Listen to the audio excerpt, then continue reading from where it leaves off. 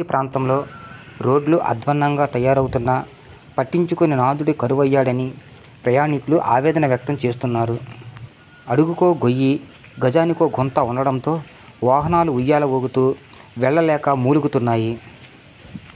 బుట్టాయిగూడెం నుండి జంగారెడ్డిగూడెం వెళ్లే ప్రధాన రహదారి రాళ్లు లేచిపోయి గోతులమయంగా మారింది.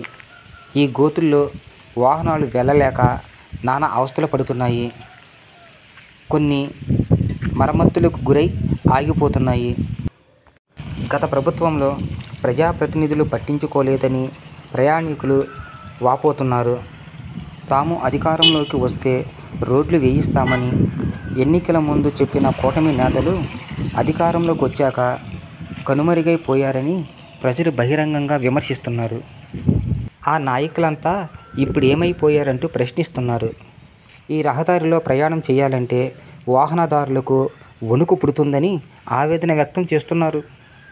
ఇటీవలే రోడ్డు నిర్మాణ పనులు ప్రారంభించడంతో ప్రయాణికులు హమ్మయ్య అనుకునేలోపే నిర్మాణ పనులు నిలిపివేశారు. వర్షం వస్తే బురద, ఎండ వేస్తే దుమ్ముతో ప్రయాణికులు నానా అవస్థలు పడుతున్నారు. పెద్ద పెద్ద వాహనాలు వెళితే దుమ్ము లేచిపోయి నానా ఇబ్బందులు పడుతున్నామని ప్రయాణికులు చెబుతున్నారు. కూటమి ప్రభుత్వం అధికారంలోకి వచ్చి 16 నెలలు అవుతున్నా కనీసం రోడ్డు వైపు కన్నెత్తైనా చూడడం లేదని ఆరోపిస్తున్నారు. రోడ్డు నిర్మాణ పనులు చేపట్టాలని ఎన్నికల ముందు దొరమామిడి నుండి బుట్టాయిగూడెం వరకు పాదయాత్ర చేసిన నాయకులు, కార్యకర్తలు అధికారంలోకి వచ్చాక ఎందుకు రోడ్డు నిర్మాణంపై మాట్లాడటం లేదని విమర్శిస్తున్నారు.